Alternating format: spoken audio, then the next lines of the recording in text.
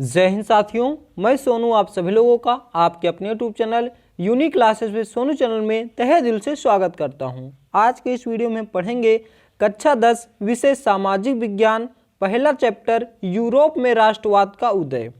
पहले हम इसके बहुविकल्पी प्रश्नों की बात करेंगे जो कि आपके एग्जाम में 1 नंबर का पूछा जाता है, फिर लघु उत्तरी प्रश्न जो 4 नंबर का पूछा जाता है और फिर विस्तृत उत्तरी प्रश्न जो कि 6 नंबर का पूछा जाता है।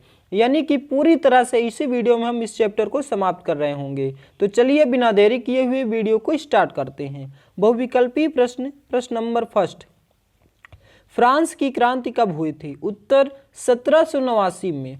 फ्रांस की क्रांति कब हुई थी? 1789 में। दूसरा प्रश्न, राष्ट्रवाद का आरंभ किस देश में हुआ था? उत्तर फ्रांस से। राष्ट्रवाद का आरंभ किस देश से हुआ था? फ्रांस से। तीसरा, यंग इटली सोसाइटी का संस्थापक कौन था? मैज़िनी। यंग इटली सोसाइटी का संस्थापक कौन था? मैज़िनी। चौथा, जर्मनी के एकीकरण के मुख्य भूमिका किसकी थी? उत्तर ऑटो वान बिस्मार्क के। जर्मनी के एकीकरण की मुख्य भूमिका किसकी थी? ऑटो वान बिस्मार्क की थी। ऑटो वान बिस्मार्क का संबंध किस देश से है? उत्तर जर्मनी से। ऑटो वान बिस्मार्क का संबंध किस देश से है? जर्मनी से। 1789 में फ्रांस किस प्रकार का राज्य था? उत्तर असीमित राजतंत्र। 1789 में फ्रांस किस प्रकार का राज्य था? असीमित राजतंत्र था। सातवां, जब फ्रांस छींकता है तो बाकी यूरोप को सर्दी जुकाम हो जाता है, यह कथन किसका है? उत्तर मैटरनिक का है। जब फ्रांस छींकता है तो बाकी यूरोप को सर्दी जुकाम हो जाता है, यह कथन किसका है? मैटरनिक का है। आठवां प्रश्न, फ्रांस की क्रांति का अग्रदूत किसे कहा जाता है? रूसो को। फ्रांस की क्रांति का अग्रदूत किसे कहा जाता है? रूसो को।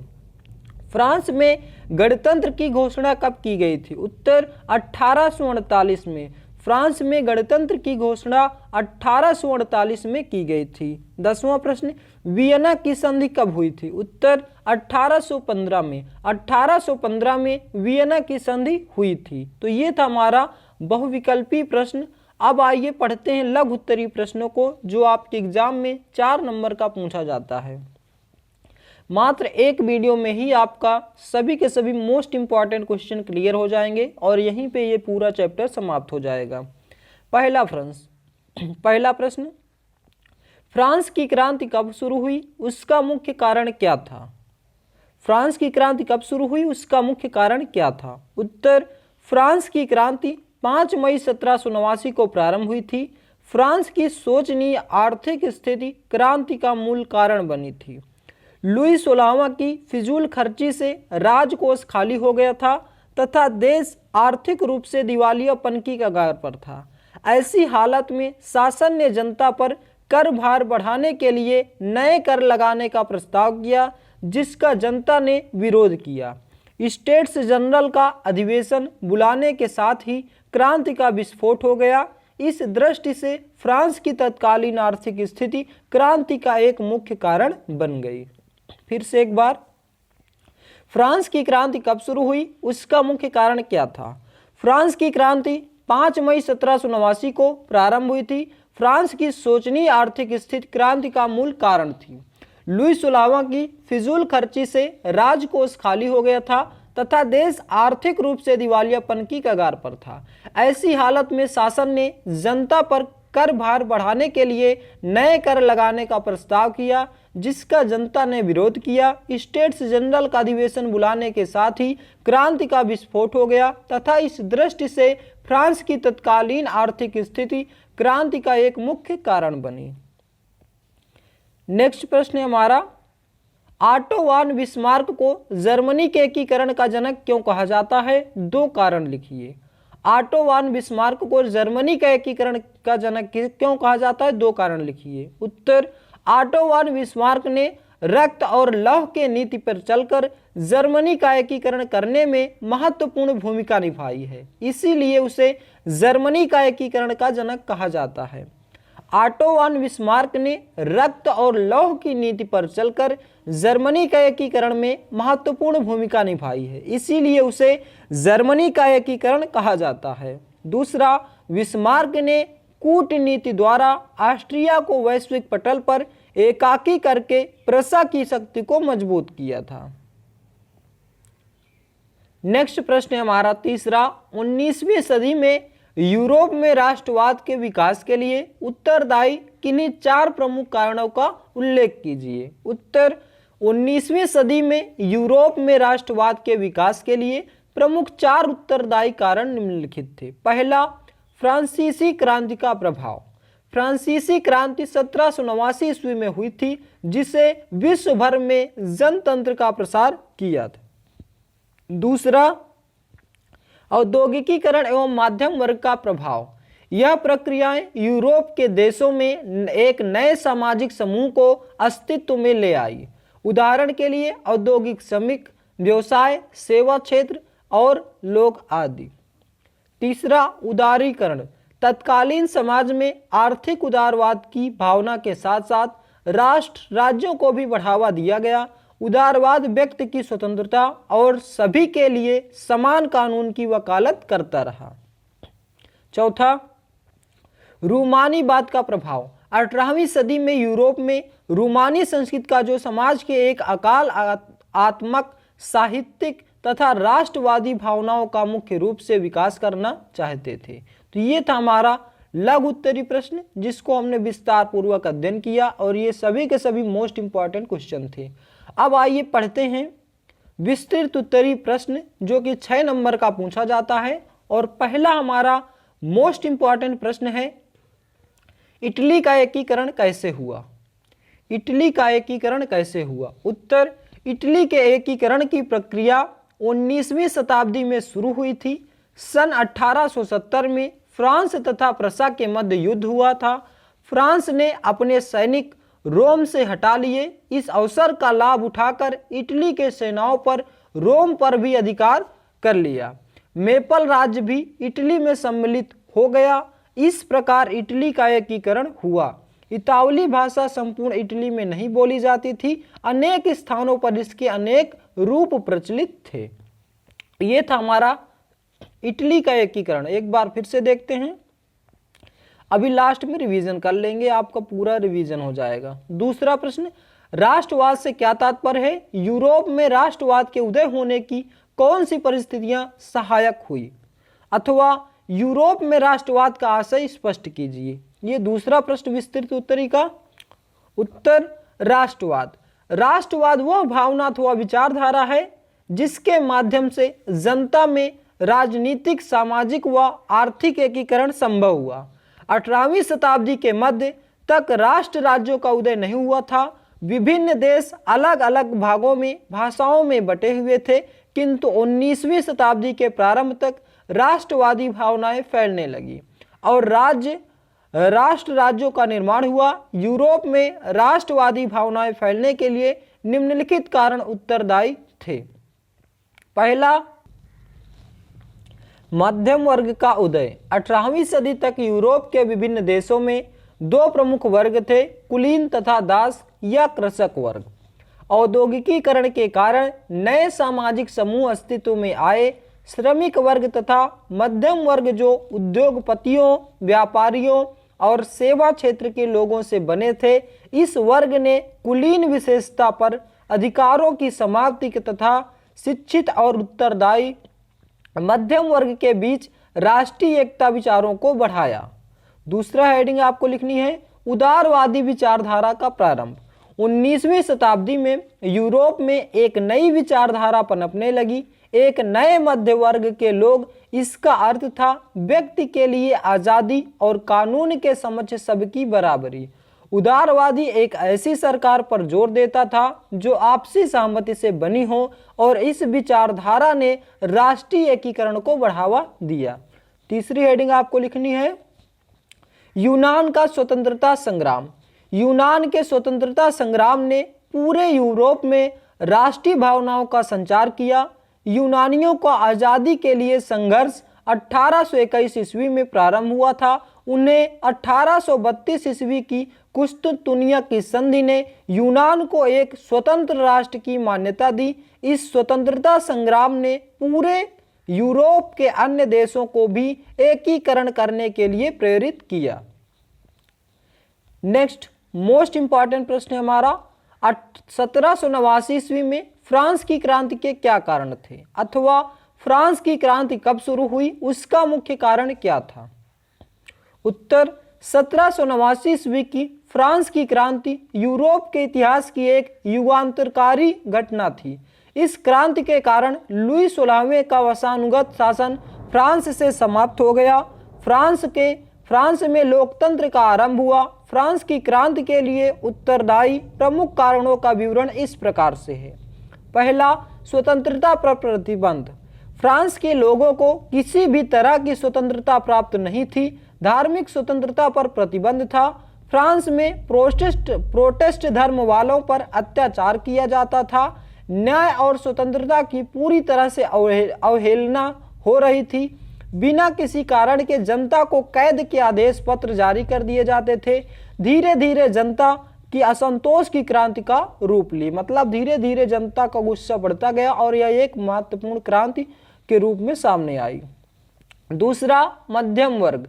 औद्योगिक क्रांति के बाद मध्यम वर्ग का उदय हुआ। इस वर्ग में व्यापारी, उद्योगपति, वकील, डॉक्टर, लेखक, पत्रकार आदि सरकारी पदाधिकारी थे। फ्रांस का मध्यम वर्ग महत्वाकांक्षी तथा कुलीन वर्ग को अपना शत्रु मानता था। नेपोलियन ने ठीक ही कहा था कि फ्रांसीसी क्रांति का वास्तविक कारण कुलीनों का घमंड था। नेक्स्ट हेडिंग आपको डालनी है, अयोग्य शासन।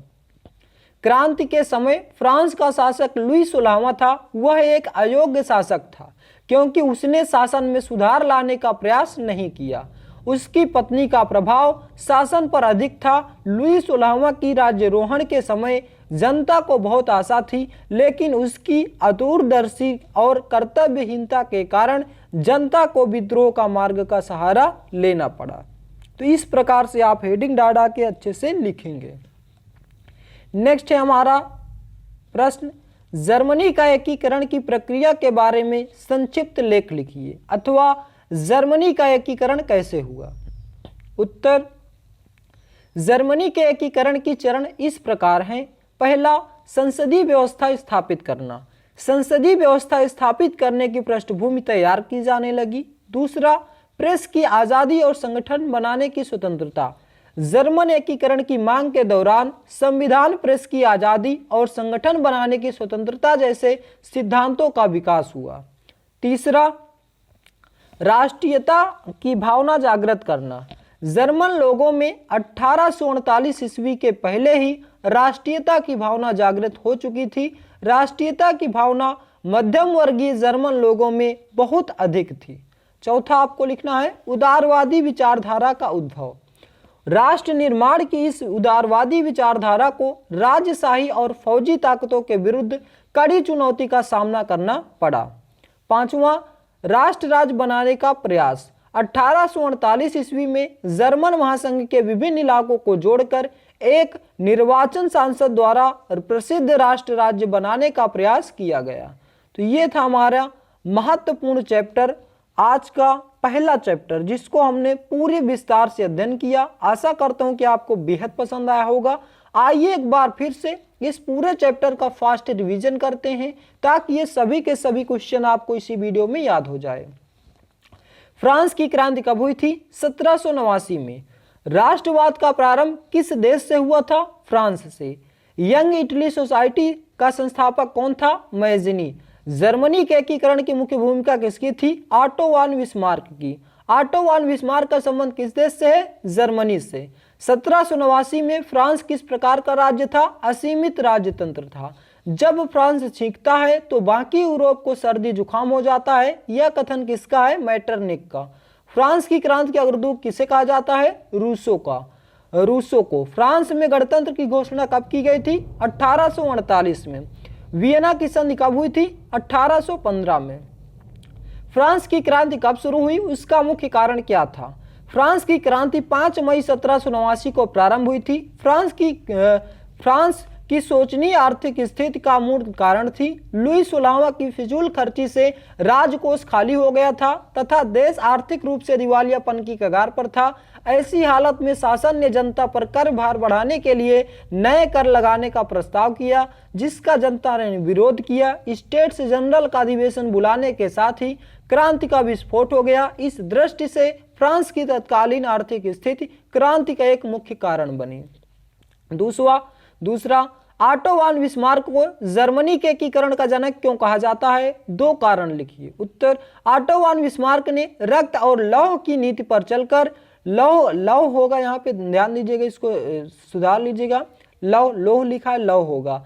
लौह की नीति पर चलकर जर्मनी का एकीकरण करने में महत्वपूर्ण भूमिका निभाई, इसीलिए उसे जर्मनी के एकीकरण का जनक कहते हैं। दूसरा, बिस्मार्क ने कूटनीति द्वारा ऑस्ट्रिया को वैश्विक पटल पर एकाकी करके प्रशा की शक्ति को मजबूत किया। तीसरा, 19वीं सदी में यूरोप में राष्ट्रवाद के विकास के लिए उत्तरदायी किन्हीं 4 कारणों का उल्लेख कीजिए। उत्तर, 19वीं सदी में यूरोप में राष्ट्रवाद के विकास के लिए प्रमुख 4 उत्तरदायी कारण निम्नलिखित हैं। पहला, फ्रांसीसी क्रांति का प्रभाव। फ्रांसीसी क्रांति 1789 ईस्वी में हुई थी, जिसे विश्व भर में जनतंत्र का प्रसार किया। दूसरा, औद्योगिकीकरण एवं मध्यम वर्ग का प्रभाव। यह प्रक्रिया यूरोप के देशों में नए सामाजिक समूह को अस्तित्व में ले आई, उदाहरण के लिए औद्योगिक श्रमिक, व्यवसाय, सेवा क्षेत्र और लोग आदि। उदारीकरण, तत्कालीन समाज में आर्थिक उदारवाद की भावना के साथ साथ राष्ट्र राज्यों को भी बढ़ावा दिया। उदारवाद व्यक्ति की स्वतंत्रता और सभी के लिए समान कानून की वकालत भी करता रहा। चौथा, रूमानवाद का प्रभाव। 18वीं सदी से यूरोप में रूमानी संस्कृति का जो समाज के एक आत्मक, साहित्यिक तथा राष्ट्रवादी भावनाओं का मुख्य रूप से विकास करना चाहते थे। नेक्स्ट, इटली का एकीकरण कैसे हुआ? इटली के एकीकरण की प्रक्रिया 19वीं शताब्दी में शुरू हुई। सन 1870 में फ्रांस तथा प्रशा के मध्य युद्ध हुआ। फ्रांस ने अपने सैनिक रोम से हटा लिए। इस अवसर का लाभ उठाकर इटली के सेनाओं ने रोम पर अधिकार प्राप्त कर लिया। मेपल राज्य की इटली में सम्मिलित हो गया। इस प्रकार इटली का एकीकरण हुआ। इतालवी राष्ट्रभाषा संपूर्ण इटली में नहीं बोली जाती थी। अनेक स्थानों पर इसके अनेक रूप प्रचलित थे। राष्ट्रवाद से क्या तात्पर्य है? यूरोप में राष्ट्रवाद के उदय होने की कौन सी परिस्थितियां सहायक हुई, अथवा यूरोप में राष्ट्रवाद का आशय स्पष्ट कीजिए। राष्ट्रवाद वह भावना अथवा विचारधारा है जिसके माध्यम से जनता में राजनीतिक, सामाजिक व आर्थिक एकीकरण संभव हुआ। 18वीं शताब्दी के मध्य तक राष्ट्र राज्यों का उदय नहीं हुआ था। विभिन्न देश अलग अलग भागों, भाषाओं में बटे हुए थे, किंतु 19वीं शताब्दी के प्रारंभ तक राष्ट्रवादी भावनाएं फैलने लगी और राष्ट्र राज्यों का निर्माण हुआ। यूरोप में राष्ट्रवादी भावनाएं फैलने के लिए निम्नलिखित कारण उत्तरदायी थे। पहला, मध्यम वर्ग का उदय। 18वीं सदी तक यूरोप के विभिन्न देशों में 2 प्रमुख वर्ग थे, कुलीन तथा दास या कृषक वर्ग। औद्योगिकीकरण के कारण नए सामाजिक समूह अस्तित्व में आए। श्रमिक वर्ग तथा मध्यम वर्ग जो उद्योगपतियों, व्यापारियों और सेवा क्षेत्र के लोगों से बने थे, इस वर्ग ने कुलीन विशेषताओं तक अधिकार की समाप्ति तथा शिक्षित और उत्तरदायी मध्यम वर्ग के बीच राष्ट्रीय एकता के विचारों को बढ़ाया। दूसरा, उदारवादी विचारधारा का प्रारंभ। 19वीं शताब्दी से यूरोप की एक नई विचारधारा पनपने लगी। एक नए मध्य वर्ग के लिए इसका अर्थ था व्यक्ति के लिए आजादी और कानून के समक्ष सबकी बराबरी। उदारवादी एक ऐसी सरकार पर जोर देता था जो आपसी सहमति से बनी हो। इस विचारधारा ने राष्ट्रीय एकीकरण को बढ़ावा दिया।